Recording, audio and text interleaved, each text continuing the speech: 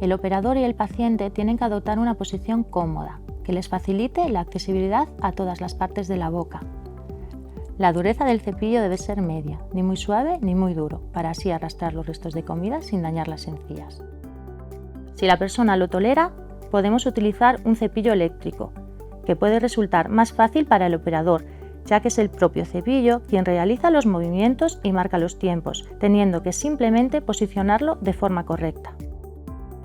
La pasta debe ser fluorada y no inferior a 1000 partes por millón de flúor, y la cantidad dependerá de la edad, que puede variar desde tamaño de medio a un grano de arroz a tamaño guisante. Si utilizamos una cantidad de pasta excesiva, se producirá mucha espuma, lo que dificultará el cepillado de forma considerable. Limpiaremos todas las caras de los dientes, por fuera, por dentro, las superficies que se utilizan para masticar y por último la lengua. Cepillaremos los dientes con movimientos cortos, prestando especial atención a los márgenes de las encías. Se debe seguir un orden de cepillado para no olvidar ninguna zona y debemos tener en cuenta que un buen cepillado debe durar unos 3 minutos, tiempo que se puede ver aumentado dependiendo de las características de cada persona. No interrumpiremos el cepillado si sangran las encías, ya que el cúmulo de placa favorecerá más el sangrado. El cepillado no tiene por qué realizarse con agua, por el contrario, el hecho de no enjuagarse potencia su efecto.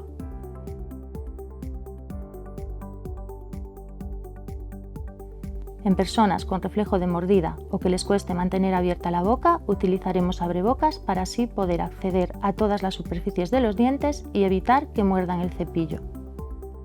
Podemos elaborar nuestros propios abrebocas con depresores de madera. Uniremos varios dependiendo de la apertura bucal y los fijaremos con esparadrapo. Deben ser de madera y no plásticos, para así no dañar los tejidos blandos.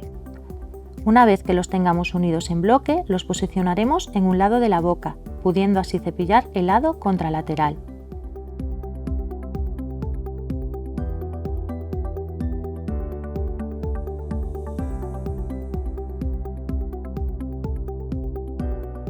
Cuando ya tengamos controlada una técnica de cepillado correcta y aumente la tolerancia por parte del paciente, procederemos a incorporar otros dispositivos que permiten eliminar los restos de comida de entre los dientes, como son la seda o el hilo dental. Lo más adecuado es meterlo entre los dientes, con un movimiento suave, llegar hasta la encía y entonces retirarlo. Lo pasamos por agua y lo introducimos en el siguiente espacio interdental. El uso de colutorio no es obligatorio, pero es un complemento de higiene que ayuda a reducir la probabilidad de padecer caries y otras enfermedades orales.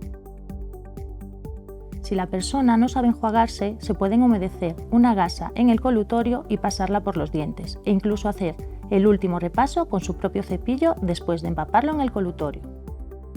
Debemos tener en cuenta que el cepillado dental siempre debe ser cuidadoso, evitando lastimar las zonas blandas como encía y mucosas. El cepillado no tiene por qué efectuarse obligatoriamente en el baño. Es mejor hacerlo en un sitio donde el paciente esté cómodo, por ejemplo, sentado o recostado en el sofá o incluso tumbado en la cama.